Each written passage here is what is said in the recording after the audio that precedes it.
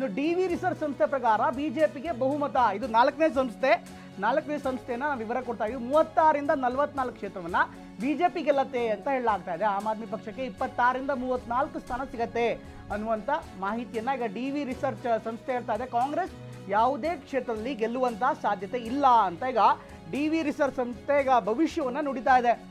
ಕಾಂಗ್ರೆಸ್ ಪಕ್ಷ ಗೆಲ್ಲಲ್ಲ ಅಂತ ಹೇಳ್ತಾ ಇದೆ, ಇನ್ನೊಂದು ಕಡೆಗೆ ಬಿಜೆಪಿಗೆ ಬಹುಮತ ಅಂತ ಹೇಳ್ತಾ ಇದೆ. ಎಲ್ಲ ವಿಚಾರಗಳು ಈಗ ಇನ್ನೇನು ಕೆಲವೇ ದಿನಗಳಲ್ಲಿ ಹೊರಗಡೆ ಬರುತ್ತೆ. ಈಗಾಗಲೇ ಎಕ್ಸಿಟ್ ಪೋಲ್ಗಳು ಎಕ್ಸಾಕ್ಟ್ ಪೋಲ್ ಆಗಿ ಕನ್ವರ್ಟ್ ಆಗುತ್ತಾ?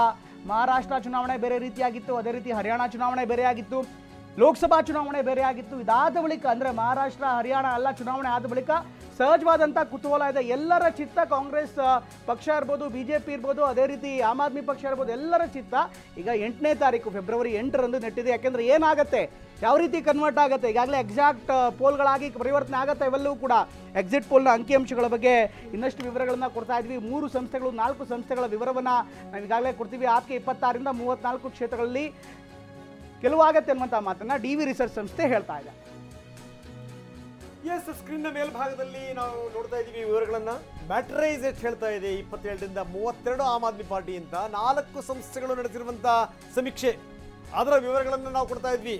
ಅದರಲ್ಲಿ 3 ತುಂಬಾ ಸ್ಪಷ್ಟವಾಗಿ 36ರಿಂದ 44 ಸ್ಥಾನಗಳು ಬಿಜೆಪಿಗೆ.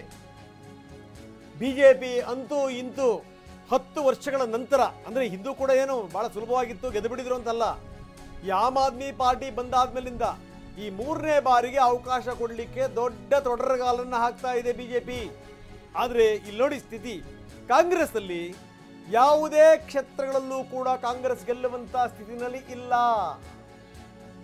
ಅದರ ವಿವರಗಳನ್ನು ನಾವು ನಿಮಗೆ ಕೊಡ್ತಾ ಇದ್ದೀವಿ. ಯಾವ್ಯಾವ ಸಂಸ್ಥೆ ಎಷ್ಟೆಷ್ಟು ಏನೇನು ಹೇಳ್ತಾ ಇದೆ ಅಂತ.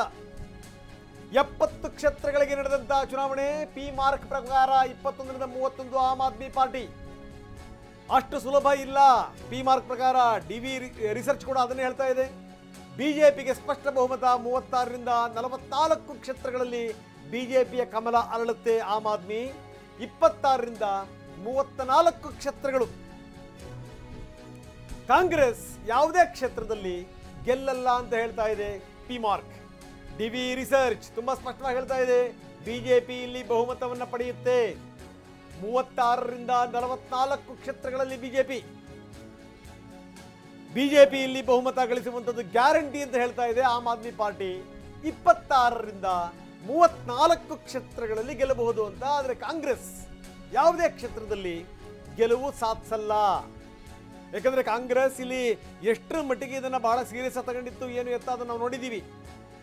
ಪೀಪಲ್ಸ್ ಇನ್ಸೈಟ್ ಹೇಳ್ತಾ ಇದೆ 25ರಿಂದ 29 ಸ್ಥಾನಗಳು ಆಮ್ ಆದ್ಮಿ ಪಾರ್ಟಿ ಅಂತ. ಅಲ್ಲೂ ಕೂಡ ಆಮ್ ಆದ್ಮಿ ಪಾರ್ಟಿಗೆ ಅವರು ಕಡಿಮೆ ಸಂಖ್ಯೆಯನ್ನೇ ತೋರಿಸಿದ್ದಾರೆ.